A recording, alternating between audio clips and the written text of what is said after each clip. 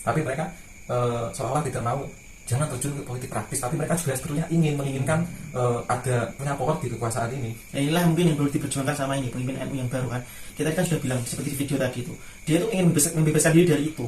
Tapi pengen membebaskan, tapi dia juga gimana ya? Nggak mau terlibat, nggak mau NU dijadikan alat politik praktis. Tapi dia juga menikmati kalau misalnya ada orang-orang NU yang duduk di pemerintahan atau di legislatif, dia juga menikmati apa yang diperjuangkan mereka.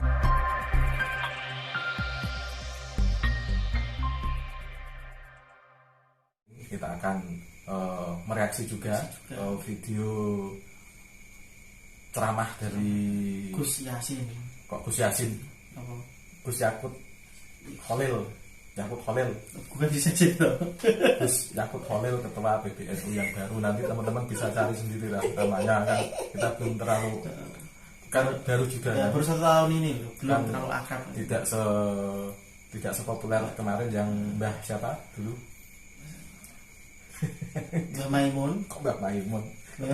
Ketua PBNU yang kemarin sebelum Gus Yakut dulu. Oh, sing di TV terus itu kan siapa? Oke, wong NU iki gak apa ceng ini.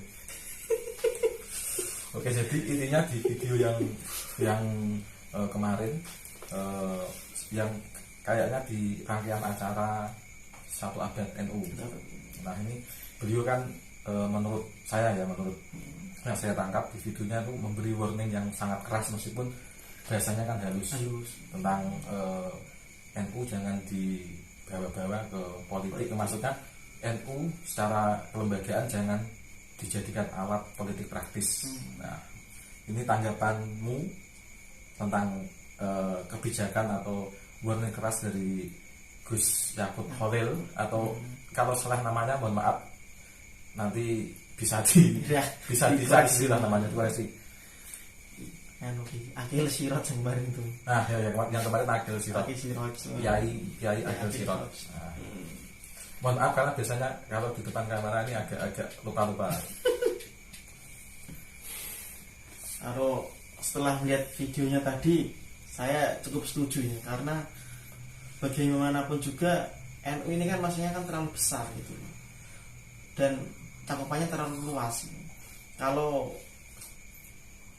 dipaksakan untuk ke politik itu dengan masyarakat yang seperti sekarang ini, berkaca dengan yang sudah di luar negeri, memang sangat berbahaya gitu. Takutnya nanti terjadi terlalu semena-mena gitu.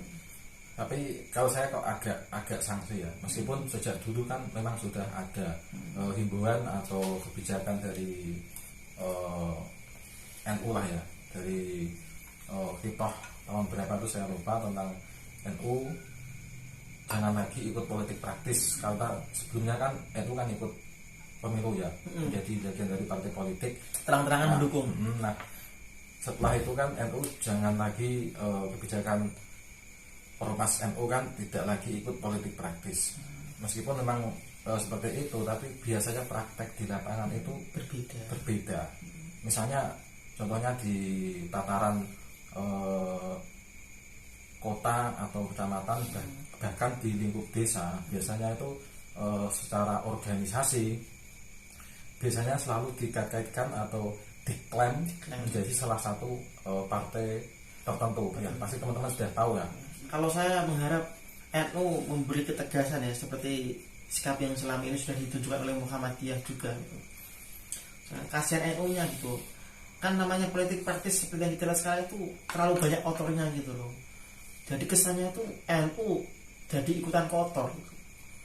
Padahal selama ini kita tahu NU itu kan organisasi keagamaan, bukan organisasi olah massa kan.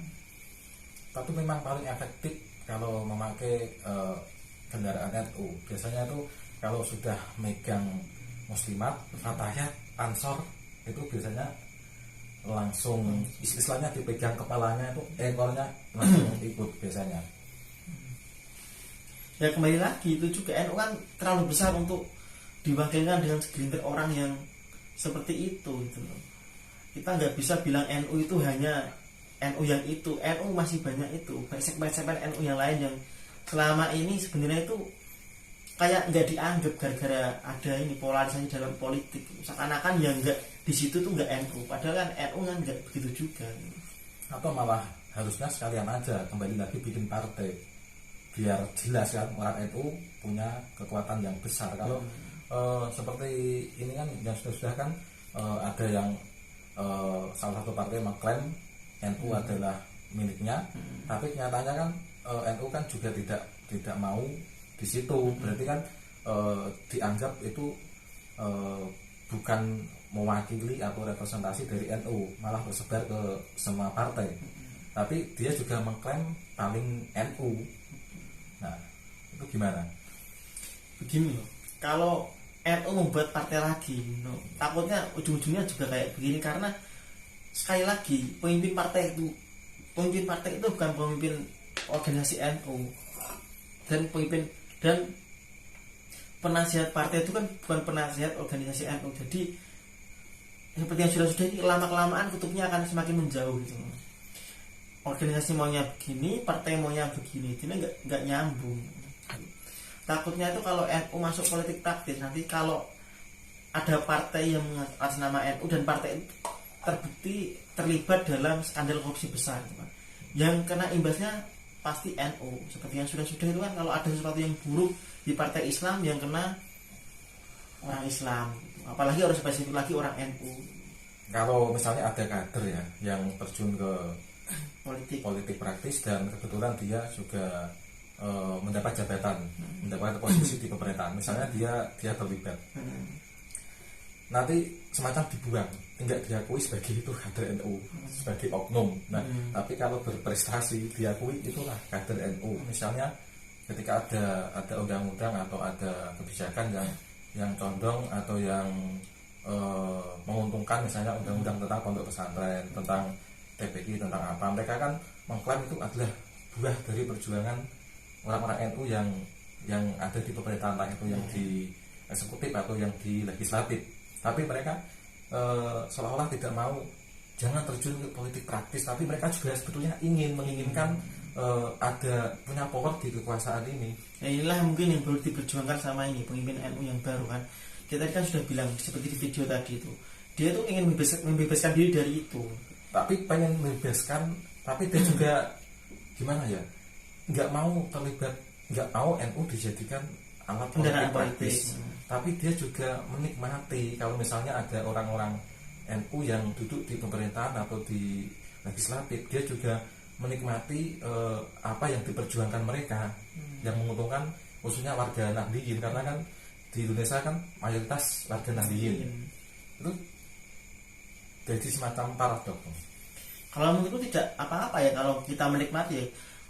Ibaratnya mereka itu kan wakil rakyat saja kan rakyat Nahdliyin gitu. Mau nggak mau memang mereka harus merepresentasikan orang yang memilih dia itu, tapi dia tidak boleh mengatasnamakan NU gitu.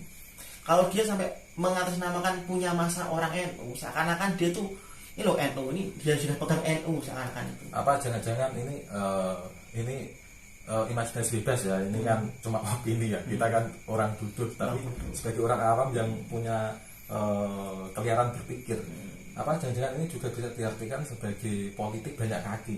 Nah, dia tidak mau diklaim hanya satu partai, tidak mau ditarik ke satu partai, tapi dia membuka kesempatan agar bisa ditarik di semua partai. Jadi dia menjaring inilah tebar jaring lah. Berjaring. Bisa nggak diartikan seperti itu? Ya mohon maaf ya, bukannya ini kewalahan sama para kiai, para ulama. Ini kan cuma sebagai kami juga warga Nahdliyin juga. Nah, tapi ini kan bagian dari sebenarnya berpikir kritis kita. Kalau misalnya salah ya dikoreksi juga, dikoreksi saja. Ya gimana, itu kan soal niat. Kita nggak bisa menekan niat. Tapi kalau dari sekilas yang dilihat dari video tadi itu emang sepertinya itu. Nah, kira-kira ini hanya sebatas video saja yang rame, atau nanti bisa memberikan impact, memberikan dampak untuk yang lebih istilahnya lebih terarah lagi lah untuk NU.